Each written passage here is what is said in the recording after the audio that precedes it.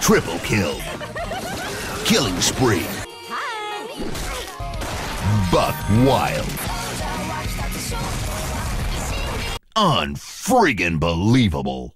Hello everyone, welcome back to another light novel review video. In today's video, we're going to talk about the second volume of GGO Online Alternative. In my first video about this series, I was actually pretty sick, so I apologize if I sounded really weird in that video. I'm feeling a lot better, and I'm excited to actually continue doing more light novels aside from Grimgar. And I've been getting some suggestions on other light novels that I will be checking out in the future. So keep giving me suggestions in the comments, and I will try my best to check them out in the future. I do have to still pay for all these volumes. I don't pirate these things. So if you guys want to help me out and want to kick some money my way, please check out the Amazon affiliate links for these light novels in the comments down below. And if you have any question about any light novels that are coming in the future, if you want to get like the new volume of Grimgar, for example, you want to pre-order it now, ask for it in the comments, and I'll give you a link in the comments that will send you to the Amazon page, and some of that money will go to me, and that will help me out. But if you enjoy these light novel reviews, please hit the like button, share, tell me in the comments down below. For those of you that have not watched my other light novel review videos, just know that I'm going to summarize the plot, talk about the characters, talk about the themes, and then ultimately give it a review all the way from A+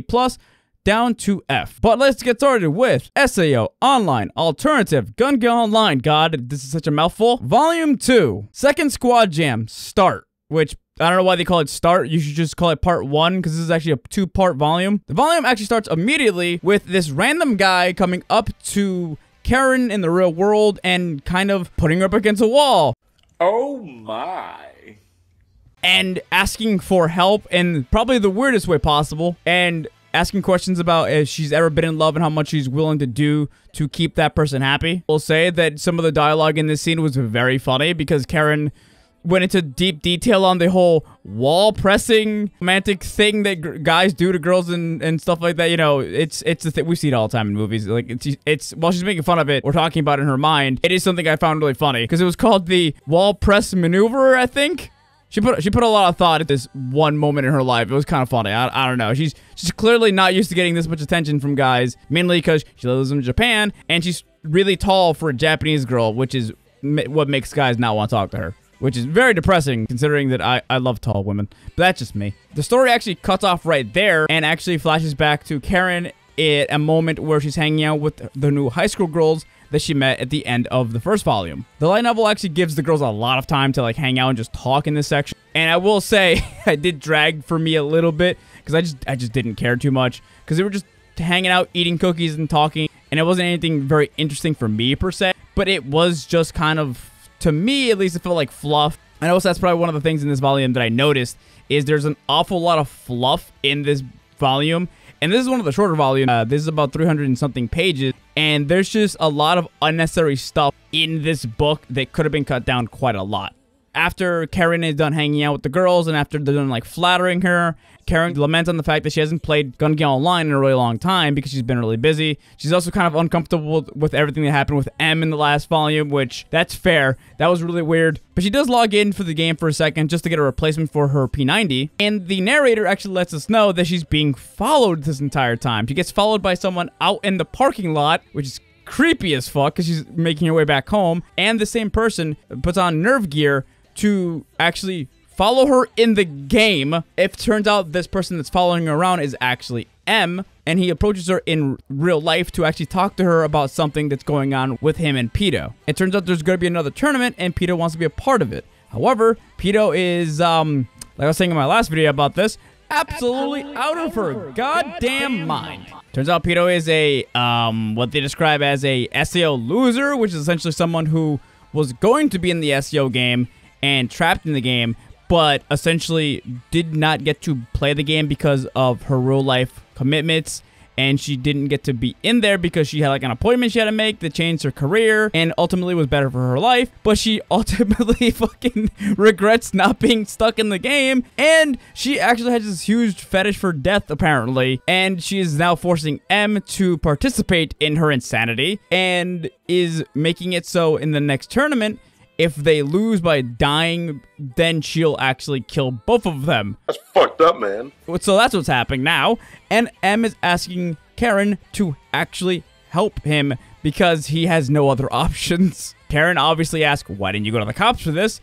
And it turns out M is just as fucked up as Pito and is just like, yeah, well, I don't want to make her unhappy. There's a lot of holes in this logic, believe me. I know, but that's where we're at now. And Karen, unhappily, mind you, agrees to help them. Karen then asks her best friend, who is the best character in the light novel, I love her, I will protect her, to actually join up with her because she needs another partner to join with her to be able to participate in the tournament. Karen actually thinks to herself that she's gonna have to help her like grind up and level up and stuff like that. But the story reminds us that Karen's friend, who we're gonna call just Fuka, because the light novel has this bad habit of calling her entire name, which is really exhausting to like listen to and read. Which, for the record, it's Fuka I can't read that. Fuka is a huge avid RPG player, and in the SEO world, essentially, if you take your character from one game and transfer it to another game, it transfers over all of their stats. So when Fuka actually goes into GGO Online with Lynn, essentially Fuka is stacked. Her stats are so immensely like huge that the only thing that Lynn is better at than Fuka is like dexterity and agility. Ultimately, this leads to Fuka dual-wielding grenade launchers, which is extremely impressive when you realize how heavy these fucking things are while they're also loaded. And yes, the weight does affect a lot of stuff in this game, and they go into a lot of detail about just how strong Fuka has to be able to pull this off. After that, the story does actually go into a montage of Lynn and Fuka just training and practicing and leveling up because they need to grind up quite a lot, unfortunately, for the actual tournament. For the record, this entire section, I'm skipping a lot of stuff just for the sake of the video, but there is a lot of funny moments with Fuka and Lynn throughout the entirety of the light novel, and Fuka's just a great character to have with Lynn, because Lynn is someone who's she's panicky, but she's very calm when it needs to happen, while Fuka is a lot more energetic, playful, and is just a chaotic, neutral character. A lot of us probably hung out with people like this in like games and lobbies and stuff like that, where they're just fun energy. And the shit that comes out of Fuka's mouth is just funny, honestly. At one point, Fuka shoots grenades at Lynn to see if she can dodge them, and it's pretty funny, honestly. Finally, the tournament actually starts, and Fuka and Lynn are almost late because Fuka had some ice cream and almost shit herself. I am not kidding. The actual nerve gear ejected her from the game because her stomach was in such disarray that she couldn't play. She spent a lot of time just on the shitter. However, when the tournament does actually start, Fuka's legs are immediately blown off.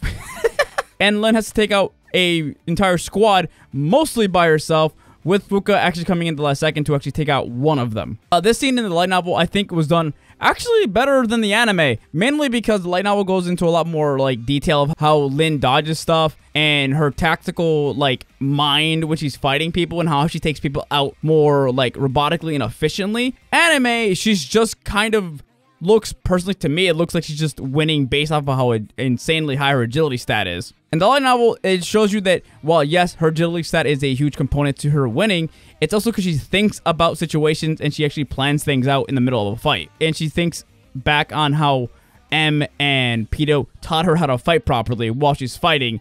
And it gives you a really good understanding that she's not just winning because she's lucky. She's winning because she's smart. This part of the light novel also switches back and forth between different squads, and you can see how they're all fighting and staying alive and also losing horribly because some of them are just getting their asses completely kicked. They give a lot of focus on the Amazon women, which is what their nickname is in the light novel. The party of girls that Lynn met in the first squad jam, and it really shows you just how far they have come because they're a lot better in like teamwork.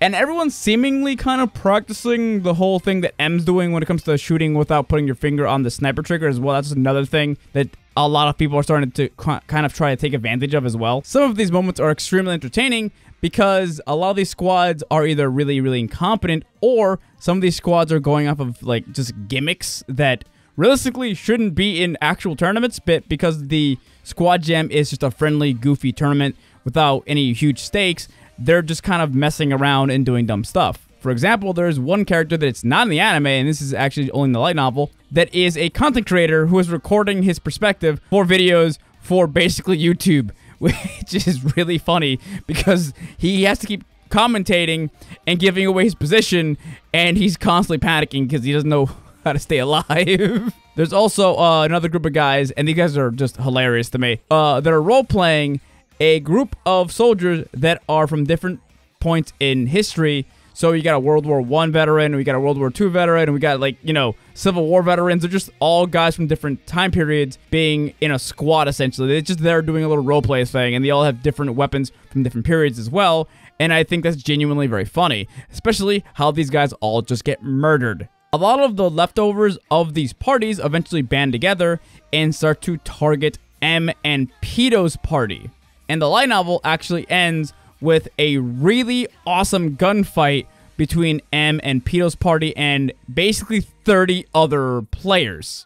So it's a 30-on-6 fight, and Pito's party absolutely demolishes all of them. And it gives you a really good understanding of why their party is so damn scary. Pito's also incredibly vicious in this fight, and she gains like this level of glee happiness from torturing players. To an extent, it's not that bad because, again, your pain receptors are restricted in this game, but you can still feel some kind of pain, and she's just maniacally laughing most of the time and just torturing players. Well, this scene is actually really, really awesome and violent. And ultimately, the leaders of the parties kind of band together because they actually weren't in the initial attack on Pito and M's party. And they start marching towards the top of the mountain where Pito and M's parties are at. And, well, initially, their march looked really cool, and they were really proud of themselves for trying to actually do this. But Pito has a anti-material sniper rifle, and she starts shooting at them, and it's hilarious. She's